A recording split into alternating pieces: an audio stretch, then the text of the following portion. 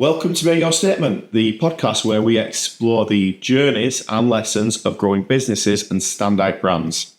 Today we're taking a look at business-to-business websites, strategy and positioning that actually drives results. Joining us today is Stephen White, founder and director of Spaced Digital. Spaced is a business-to-business marketing agency that helps companies turn their websites into revenue-generating assets. Stephen started his journey in SEO working with brands like Huggies and Old El Paso before launching Spaced in 2018. Today, the agency helps marketing teams build strategy-led websites that generate more leads and drive real growth. In this episode, we will cover Stephen's personal journey, the growth of Spaced, and practical marketing advice that any businesses, including ones like FASTSIGNS, can apply to their own operations. Stephen, welcome to Make Your Statement. You've built something really interesting with Spaced Digital, but before we get started with that, tell us a little bit about yourself and your journey. Yeah, so as you mentioned, I run an agency called Spaced Digital. We are a B2B web agency. We mainly work with marketing teams within B2B companies, helping to optimize and improve their website. And sort of how I got into this was I've always worked at agencies, and essentially with my first role, I was just an intern doing some SEO work, and then slowly sort of moved up into manager position, and then got to a point where I had some freelance clients on the side, and it was kind of like a natural progression over to doing my own thing and kind of going for it like that. So that was really kind of how a bit of quick background on how I kind of got to where it is today in terms of moving from working for someone to working for myself. So how did your early career in SEO shape how you think about your strategy today? Yeah, I think with that, it was the client, because we were working with some smaller clients when I was working at that previous first agency. So I think how that helped, how I thought about that is we would often be brought in by a company to do, say, SEO or to do a website redesign for them, and we'd essentially be their whole marketing team almost. So there was like a lot we had to think about rather than just SEO specifically. So yeah, from that point of view, we have to kind of think about the wider picture, how we fit into it, and kind of how we did it like that. And so that's kind of where that strategic element kind of came in with that. Got you. And what would you say sort of the major lessons or mistakes were from those early years? Good question. Without throwing that previous company under the bus too much, I think it was like there was a lot of, I think then there was not so many processes in place. So you were kind of coming up and thinking afterwards.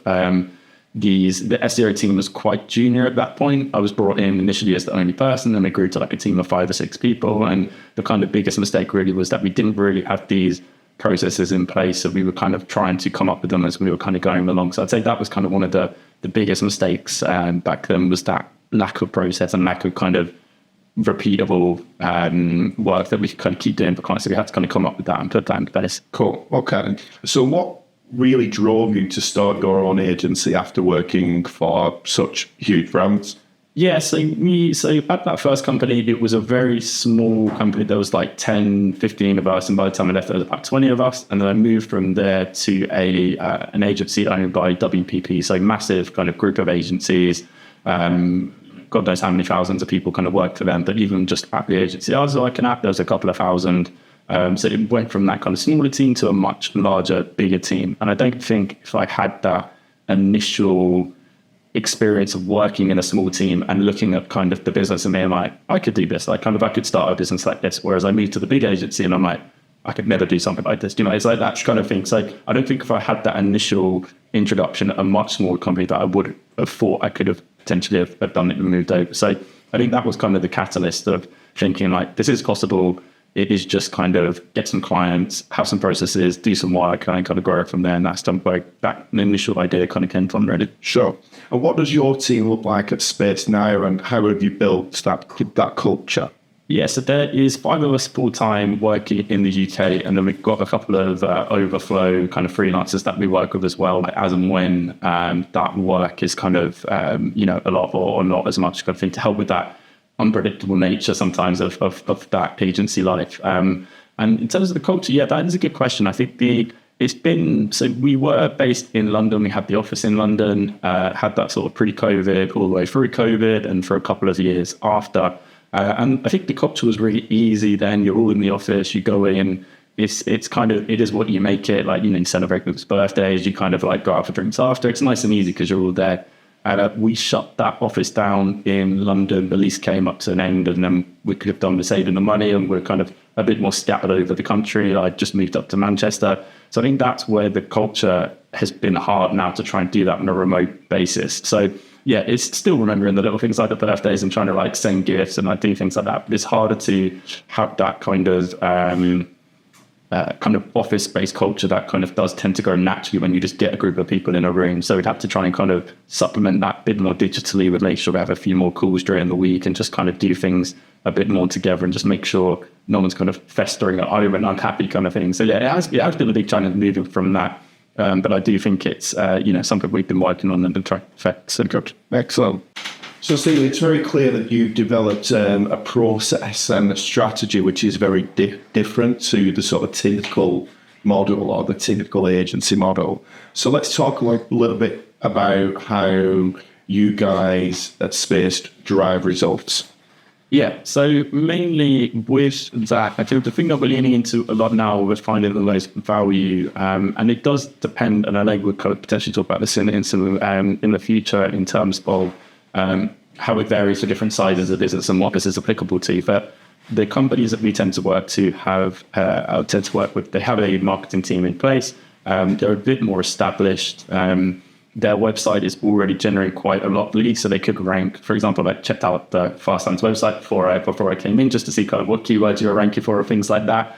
You're ranking for a lot of good keywords related to be, say, Birmingham or areas that you operate in, but you're also ranking very well for sort of near me keywords or signage or certain types of signage. So if you were to redesign your website without any kind of thought or research or kind of a strategy in place, you could see that kind of drop overnight as it's not done properly. What Google likes now doesn't get kind of brought over to the current site.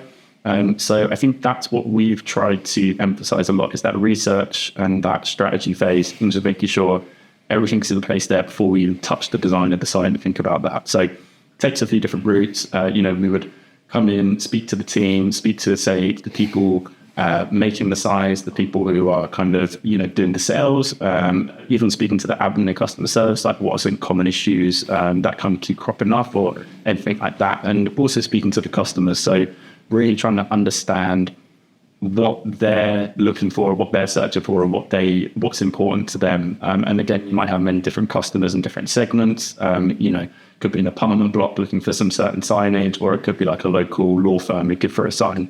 So again, how can we cater and speak to those different user journeys for people coming through the site and kind of what social proof do they need and things like that. So yeah, we really try and figure out what the users are thinking, what you do unique here, how you stand out against other sign companies, and then kind of really uncover that and just make sure we pull that out and then put that into the website. So rather than just design something we think looks good, it's kind of based on that fact and, the user, what do you guys do uniquely, how do you reach to help with customers. So you've spoken about your model and, how you guys approach these things, but what are some of the common mistakes that you see out there when people are sort of going through this research or this development stage? Yeah, I think the main issue is something's going right with your current website. Like, there is something that you don't have to kind of, throw the baby out with the bathwater and kind of go down that route. So I think a lot of people just try and start new and start fresh without kind of even just taking what's there and just improving it a little bit and just kind of, there's a certain amount of traffic coming through the site, certain number convert. How can we just improve that a little bit? That could be better than just redesigning the whole site. So we try and think of it like that and just see if there is anything that we can do to improve it without having to fully redesign the site.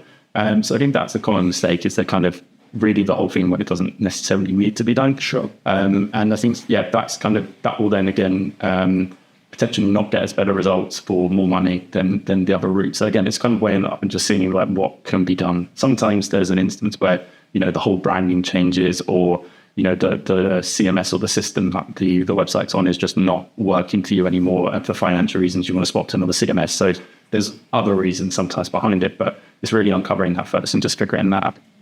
And what about for like newer businesses who maybe don't already have a website? If you genuinely are going to be starting from scratch, how would that look? Yeah, so I would say for that, a lot of the time I would just say right there at the moment, if it's a new company, there are a lot of good, go down the Squarespace route or go down the Wix route. There's a lot of stuff where you can just get a website up quickly, and there's a lot of good templates on there, and you can just again, quickly get that up there very easily. I think that I'd always recommend that first for like a brand new business. Obviously, you want to keep the cost down. You can't be spending like 5, 6, 7 grand on a new website, and you want to kind of save that money, invest it elsewhere. So I think a lot of that time, I would kind of move towards one of those kind of Wix or Squarespace, and kind of use that to kind of just get something up, like a placeholder as such. And then maybe let that run for, say, a period of, say, 6, 12 months, and then look at where it's doing well or it's maybe not doing so well, and then look at, working with somebody like yourself to improve the productivity of that. Yeah, exactly. And I think a lot of the time, it really depends on the business. You might have a very networking, sales-led founder who doesn't care about the website and nobody visits the website. They're like quite known in the industry. They rely quite heavily on, say, LinkedIn, or they could just send an email with a rough quote in it and it could get through. But there's certain cases where it's not essentially that important. But again, as you said, like, review it every so often. If there's like, okay, well, the website is a very key part, especially for an e-commerce business, like it's then like, okay, well, maybe we need to upgrade this a bit, or can we improve it a bit? And just, taking on that case basis, I suppose. Sure. What role does in-person interaction play in your business then? Because I know that a lot of this is web-based. You've mentioned that the old model of the office and everybody being in has changed recently. So in terms of, from a client journey perspective, what role does in-person interaction play?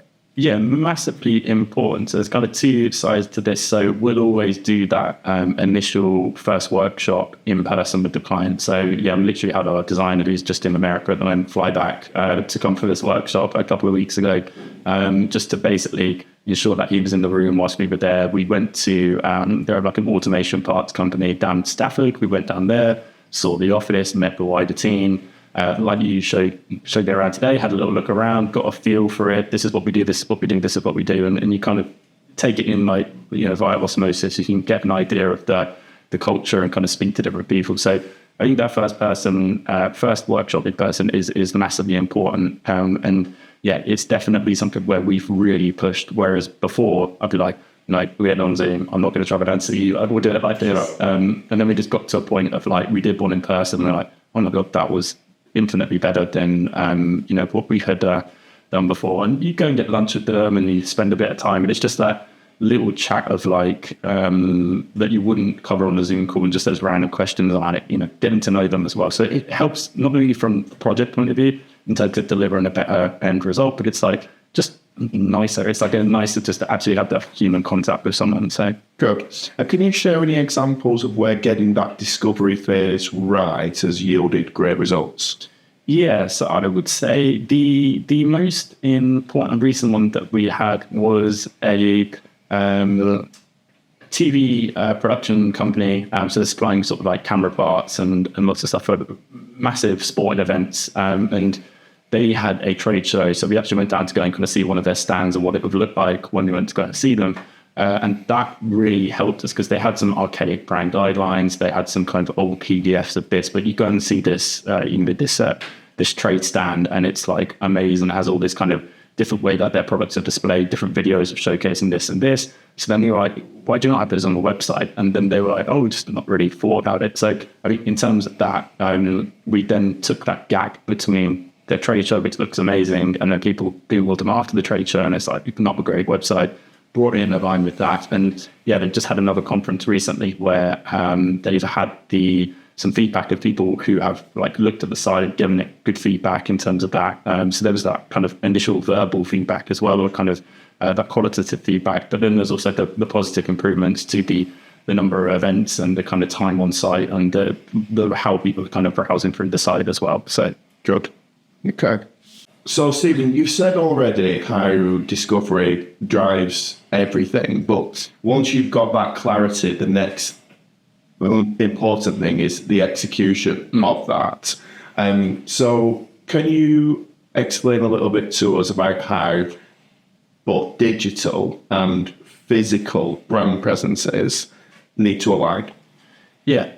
So, for that, I think it's the hard part is, and I think that client that I previously just mentioned, where they had that amazing in-person trade show stand, and then they had the website lacking behind.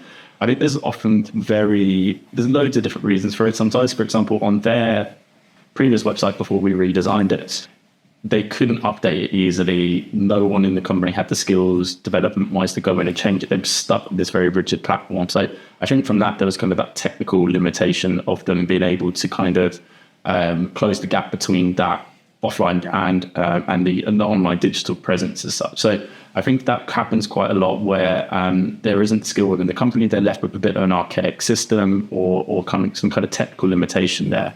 So I think that's one issue we often encounter. The other issue is often just they don't have the skill internally at the company for it. So, for example, they might have, as I said before, kind of like a good sales-led founder, or they might be good at networking or, cold calling or something like that. And again, they've got this certain thing that they're good at, but in terms of that whole brand aspect and how to kind of navigate and own that, they're not very good at kind of overseeing that. Because I feel like that brand aspect is a skill. And if there's no one in charge of it internally at the company, it's just kind of waddling on by itself. And the person, in charge of the trade show stand and the person in charge of the website don't speak because there's no one above them kind of saying, like, this is what it should look like. We should try and make it like this and this.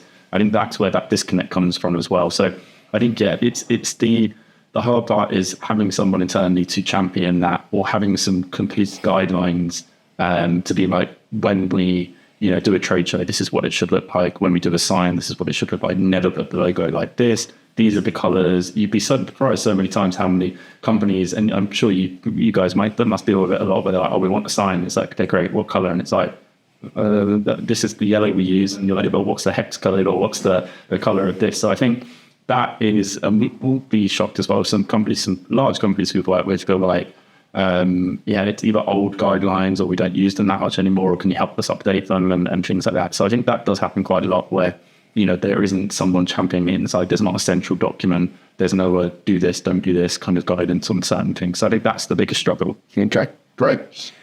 So how can a business like FASTSIGNS ensure a great connection between their signage, their environment, and their online presence? Yeah, so I would say, not to try and go too closely aligned to that previous answer, in terms of just ensuring that there is someone within the company that is kind of overseeing or in charge of it. Like, you might have a designer already in-house, or you might have someone who's already helping with certain aspects of the marketing. So I'd say, like, either let them champion it and kind of oversee that, and just then almost be that kind of brand advocate or that person who is in charge of it. So everything gets run by them, even if it's something that the team that are making the signs have done before, and we know what to do, like this, it's like still running it for having that formulaic process. So I think that's the hard part, is that, like, and a lot of things with any kind of brand communication and kind of, be it offline or online, it's just that there is often that disconnect of what, especially as a company gets bigger, of what different departments or what different teams are doing, and kind of what's happening within the company. So we even find that ourselves when we're working on certain things. It's we changed the brand guidelines, and it's like, no one told us. It's like, we're working on this. So I think quite often it's just keep clear communication and just having that kind of centralized document that kind of people can work from. Okay. And have you worked on any projects where connecting your company's digital and physical touch points has made a noticeable impact? Yeah, so we've more recently, it's not as much when we say working, we've just been brought in to do the website, or been brought in to do the design. So I gave that example of, like, we'll help it kind of align with the trade show stand, but we've not been too instrumental or influencing that trade show. Quite often we will redesign the website, and then off the back of it, they're like, oh, we need to update our sales deck, or we need to update some other marketing collateral just so it looks as nice as that. So we find that does happen quite often, where the site will get redesigned, and they're like, oh wow, this looks great, and I love how we talk about this, and the way that we present the product, or the way that we present what we do, and how it pulls out our unique selling points. So that's something where we'll often say help them delete some sales material, or kind of the service guide and things like that. But more often than not, it's not that kind of, even then, quite often those presentations are digital. They're not very, we don't have too much influence in that offline realm as such. So. And why is consistency so important, Stephen? How do you ensure it across all platforms? Yeah, I think, in terms of consistency, I think that it's like anything in business, or it's like kind of that regularly showing up and just making sure you're doing the same thing and kind of repeatedly doing it. So I think in terms of what we do and just making sure that everything is aligned across the platforms is it just makes sure that those customers, whatever point they're coming in at the user journey, so especially at a larger company, you might have some people who are, say, sending out some sales emails or picking up the phone. Someone's going to then be like, all right, use that email off, or who called me, Google them, land on the home page and kind of navigate through the site.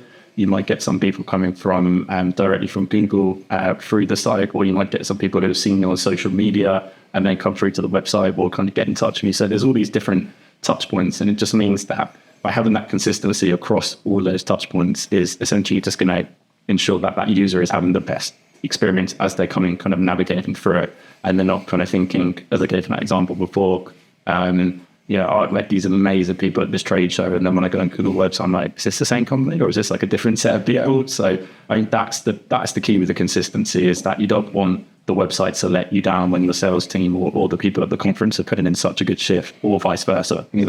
Gosh, okay. So if a company is just starting out with limited finance, limited resource, where would you point them to focus their attention first off? Yeah, definitely. So I think with that, if you are a sort of like a B2B or service-based brand, I would sort of move towards, a Wix, a Squarespace, or a WordPress. And then with that, depending on how big, if it's an early stage company, it's not going to be too big, not too many service pages or products, probably one kind of core offering. In those instances, you could even potentially just get away with kind of a one-page kind of website initially of just kind of like, this is what I do, this is who I help, this is who I've helped in the past, that's very similar to that. And then it is kind of like previous case studies, how to get in touch with me. So just kind of make sure you're hitting those key touch points.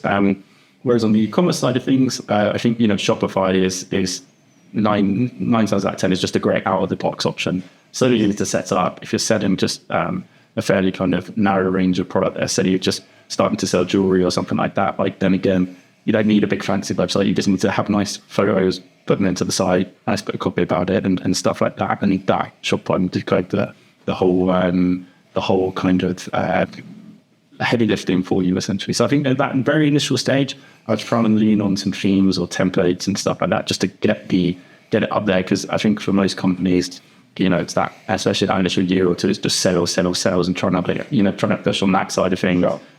So kind of, the website will help a bit with that, but it's kind of like, as long as you tick all those boxes, what do you do? Who do you help? How do you help them? That's kind of a bit unique to kind of you or the way that you work.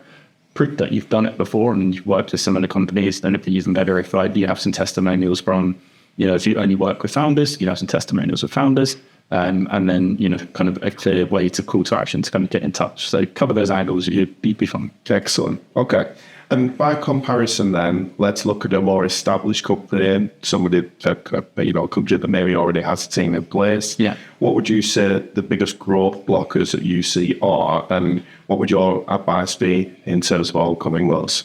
Yes, I think that's a good point. I think the let's say the initial step up from that person who's just made their own Wix website or Squarespace website, I think the blocker tends to be then is that they are a bit frustrated with what they've done. They don't like it anymore. They're like, I just put this together, but now I want something better. They've had a bit of proof of kind of, the business is viable. They've got some money coming in, and now they can kind of spend a bit to do it. So I think that next step up is essentially they're just usually not happy with and this is where there tends to be a bit of a brand piece coming into that website as well. They'll come to us and be like, I'm not happy with like the website and the branding. And it's kind of usually a bit of a package of like, okay, well, how could sometimes they've just done a logo on Fiverr or something. It's like a quick and easy logo. So I think it's that next step up of like having a bit of a proper brand, having a bit of a proper website, and then just kind of having that there as a foundation of like a bit more in depth, a few more pages on there and things like that. And I think that kind of step up above that for the more established companies is, after you've had that kind of properly designed and kind of properly built website on a good brand, should get to a certain point where you're potentially ranking for some good keywords, or you might be putting some paid ads behind it. And then now you will take it to that next level after that. So it's kind of that, as we said before, you don't want to break what you've got there. Something's down the case. You want to build on top of it and kind of go for it at that. So I think those are kind of the stages that kind of tend to happen is, in that life cycle of the website, almost you kind of outgrow it a bit and then you need to get to that next level, outgrow it a bit, go to that next level a bit. So Stephen, are there any common blind spots that you've noticed that you feel could potentially hold businesses back from scaling their marketing effectively? Yeah, I think with this, me and some friends, all the founders as well, kind of run or own agencies. We were all out for some food and drinks the other night, and we were kind of chatting about this topic, and they kind of came onto it. And yeah, we all got to where we are because of we have a certain skill. So we worked at a previous company doing something, and then we kind of realized, okay, I can do this freelance or for myself, and kind of growing a company based around it. So yeah, myself sort of with the SEO background. Another friend who's kind of mainly doing kind of cold outreach emails and a lot of email marketing, and another person as well who was a very pick up the phone sales guy, and that's what is basically his whole business is kind of based around and helping you do more of that. So we all got to this certain point with that, and you can get to a certain point, hit a plateau, you might be able to break a few people in to kind of help you grow a bit more and do it like that. But I think my blind spot personally was I was great at SEO. And especially when I started the company, but like I'd never really put together a full marketing strategy. I'd never put together this kind of wider business strategy. I was just very SEO and like, this is how you build a business, is just get it to rank on Google and it'll all be fine. And so I think that is, and we were talking about this as kind of friends as well, we were founders, like that blind spot is you're very comfortable with with knowing what you do, and you're very reliant on it. And I think those blind spots occur when you are not very confident with trying something out. And there's ways around it. Like you could hire in an expert, and you could, get someone to help you with paid ads if SEO is your thing or stuff like that. But I think it's kind of even then you tend to stick into your lane a little bit and try and what you think is confident. So I think that's been one of the hardest things I found is kind of expanding out of that and not just kind of the classic kind of, treating every, what's the saying with like the hammer with the nail or whatever, like treating every problem exactly the same, just kind of come to it and kind of think of it differently rather than just being like, this is an SEO problem. It's like, okay, maybe it's something a bit different. You need to not going very narrow-minded. So yeah, got it. Okay.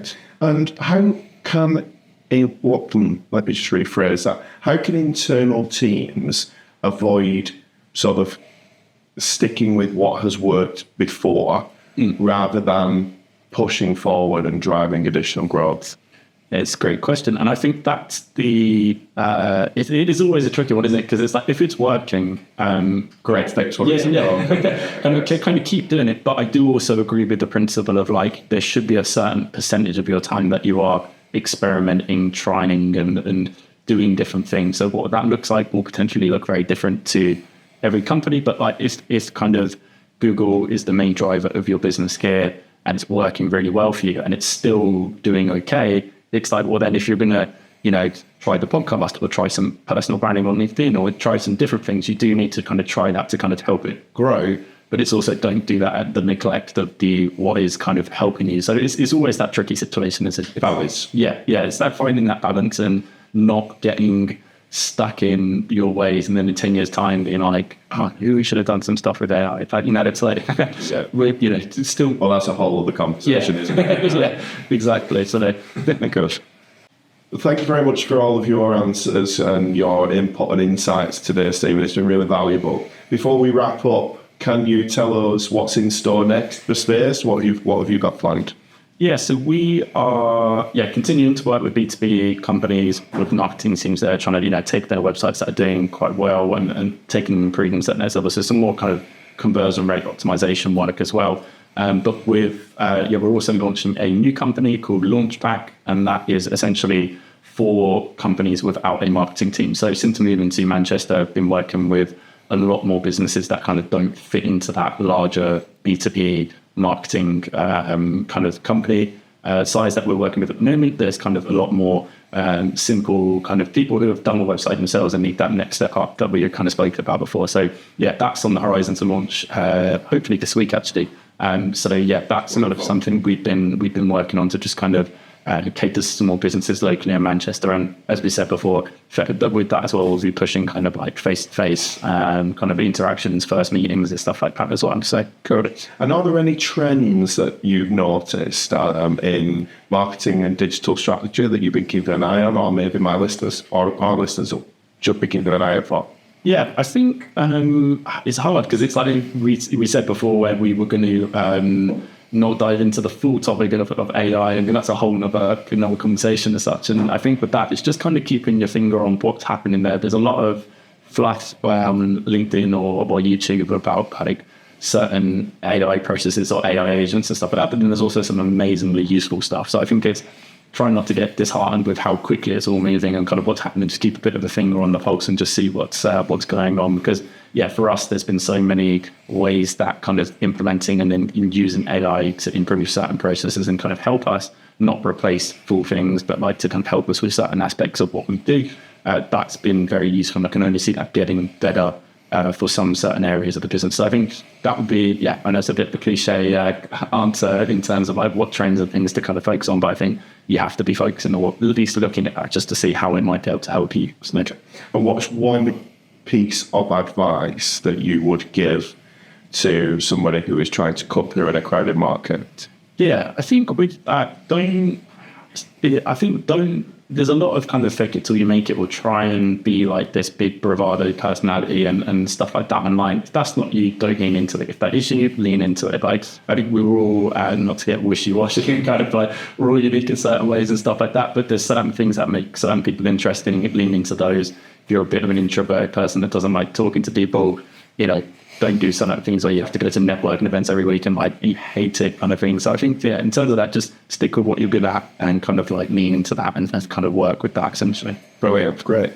Okay. So if our listeners have enjoyed our conversation today, which I hope they have, and they think that Space Digital might be able to help them, where can they find you? Where can they reach out to you? Yeah, so if you Google Space Digital, that would be one of the easiest ways just to read through to the website and get in touch with me, or follow me on LinkedIn, Stephen White. Just look for the bald one in through the sea of other Stephen Whites with a common name. But I will follow the company page on LinkedIn as well, Space Digital. There's kind of a few different ways to kind of get in touch and kind of see if there's any questions or anything that we kind of want help with. So brilliant, great. Thanks a lot, Stephen. Cheers, thanks for having me. No problem at all. If you've enjoyed today's episode, make sure you like, subscribe, and follow the Make Your Statement podcast on your usual podcast platform. And keep an eye out for the next episode, which will be coming soon.